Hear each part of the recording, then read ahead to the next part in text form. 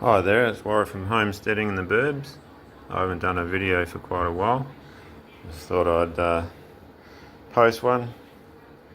We've been growing some cucumbers. We haven't had a very good year this year. Last year we got over 100 cucumbers. This is some of our remains. These are some of the biggest ones that we've grown, although this is pretty huge, but it was hidden under the foliage and everything. We couldn't see it. There's weeds in the garden, and so it's a bit overgrown. Zucchini here. And you know, homesteading's not just about growing, it's about making your own stuff. In here we've got split lentils soaking. My wife makes a beautiful bread out of that, and she puts some egg in there, and she has put cheese in there, and it comes out like actual real bread, which is quite amazing. I've got the bread maker on, got some spelt flour in there to make pizzas tonight. Spelt flour, obviously we don't grow everything, but like I said, homesteading is about doing whatever you can, not just growing, making your own stuff. This is some of our honey from our hive. We've got our own beehive. We try to do as much as we can.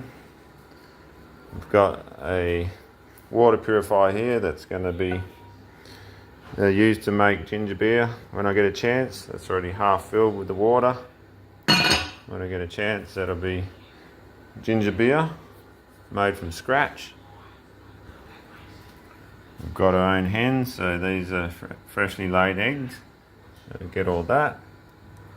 We grow what we can. It's pretty hard in Perth, Australia at the moment. Peak of our summertime. We're on scheme water, so we don't get free bore water like some people. But we've got apple trees, fig trees, another fig out there on the verge.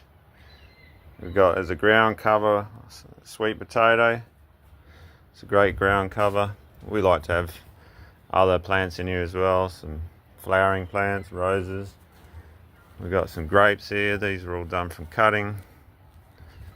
Here's one remaining bunch. Got aloe vera. I use that all the time. Some mint. Our bees are going crazy on the mint. It's flowering. These are papaya. We've got a paw out the front, a large one, but I've decided to do some papayas because they're a bit different shape and I think they're a bit more hardy. We've got a orange tree there, another papaya, more grapevines, all done from cuttings, Chinese gooseberry. Got a lily pilly here. Hopefully one day it'll have lots of fruit. The bees are going crazy here, flying all around me. Try zoom in, try not to get stung. More grapevines from cuttings. It's got a massive amount of grapes in here. The local rat's been having a field day as well. These are all just from one plant, and my wife's already cut off quite a bit because of the rat, so at least we can get some of them. A few more grapevines, guava,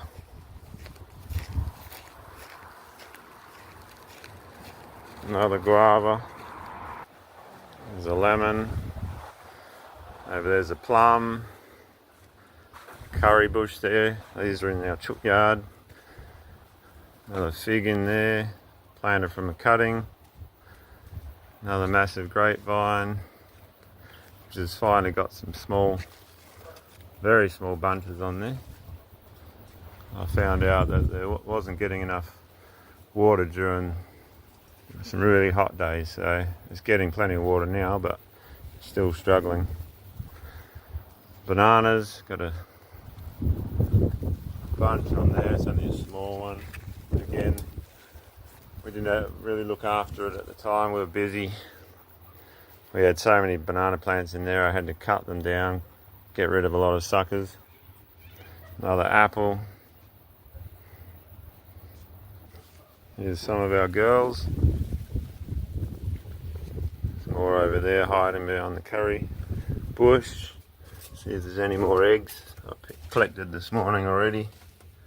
Oh yeah, 4 in there. Not too bad. Picked up 6 or 7 this morning. Oh yeah, this is all one grapevine.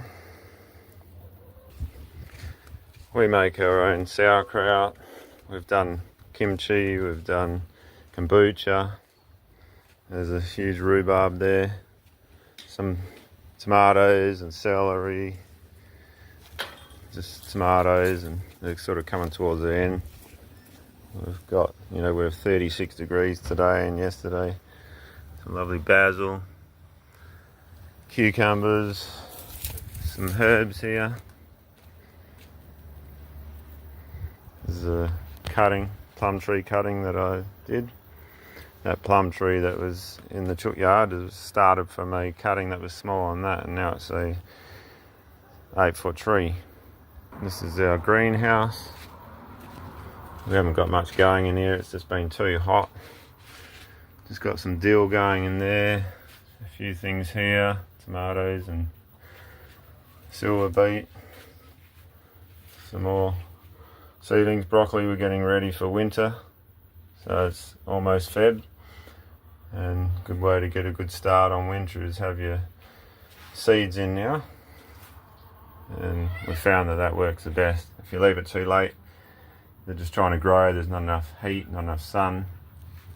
Basil hasn't done really well in this pot. Some fig cuttings, plenty of purslane here. I just let it grow. We cook with it sometimes. Highest form of omega-3, so you can't complain with that, it's for free. Bought a small pool for the kids, save us having to go to the beach. And so the kids can stay at home. When it's hot, we go for a dunk. This is our main veggie garden. It's a bit overgrown. Blood orange there. A little lemon. Here's the big pawpaw. It's sort of near the end of its life, I think. Mulberry. Locust. We've got mint going berserk here. Bit of sweet potato. Chinese gooseberries. My wife's pulled out 2 of the garden beds. They had different things in there, weren't doing too well. It's just the heat in summer here is just pretty chronic.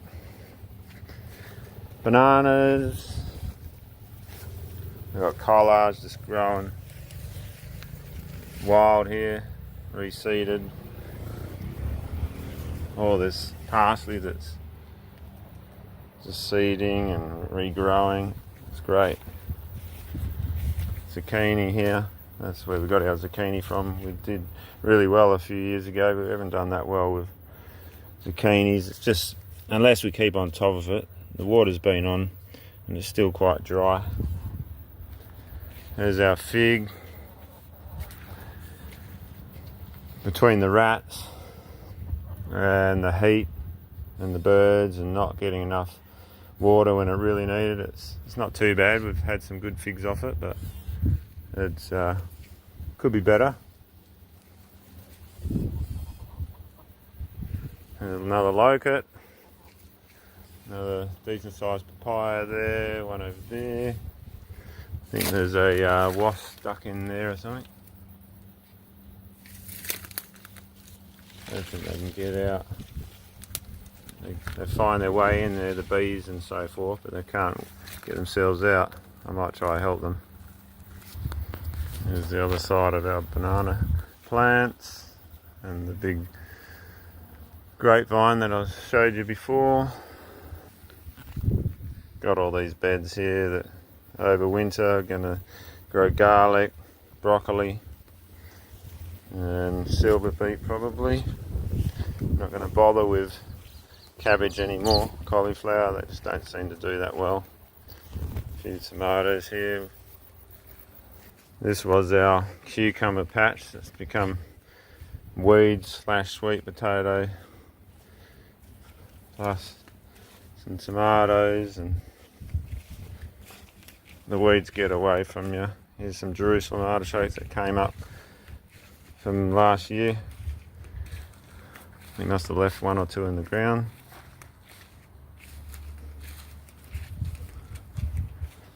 Cucumbers, a little watermelon, but that's not going to do much. I picked the cucumbers today, so there's nothing big on there, just small ones. We try to keep our own seeds from each year. Sometimes even years. I sowed some broccoli seeds a few days ago, which you saw in the greenhouse, and they were from 2023, from my own homegrown ones, organic, and they came up, every one of them came up, so that's pretty good. So this is our honey. So we've got about 20 kilos in the last 2 months over summer, which is great. Beautiful local honey, mixture of wildflowers and eucalypts that we've got around here. We make our own dressing. That's olive oil and apple cider vinegar and our own honey. I made some mayonnaise in there, should actually be in the fridge. That's just eggs and olive oil and our own honey and some apple cider vinegar, and it's beautiful. Put it in the fridge. There's our sauerkraut. There's some of our paw dried. There's some bone broth that we make ourselves. We try to make our own stuff as much as possible. We don't buy hardly ever a takeaway or processed foods. We believe in making your own is the best. The neighbours have given us some lemons and limes. There's some more of our grapes, some of our tomatoes, a couple of little figs, some more of our cherry tomatoes that we picked today. They're so nice, you can't compare them to the shop ones. They actually taste like real tomatoes. Alright, the bread's rising pretty well now. 42 minutes to go. My wife's got some carrots in there, and these are our sauerkraut jars, pots, crocks. This is the remainder of our dried bananas from our last bunch. The little boy's been eating into them, he loves them. These aren't crispy, they're actually chewy. We dry them just whole so that they still retain a bit of moisture but they don't go off. We prefer to keep it in the fridge still. They're lovely and sweet and chewy. Some of the other things we made is sourdough. My wife was right into making sourdough there for a while, but it was getting a bit hectic. She homeschools and so forth. We've done spelt shortbread cookies. She makes a beautiful zucchini mug cake.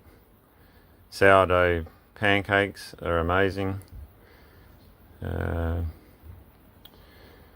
Yeah, we try to make as much as you can. She makes a lemon curd using our own eggs and the lemons from the neighbours.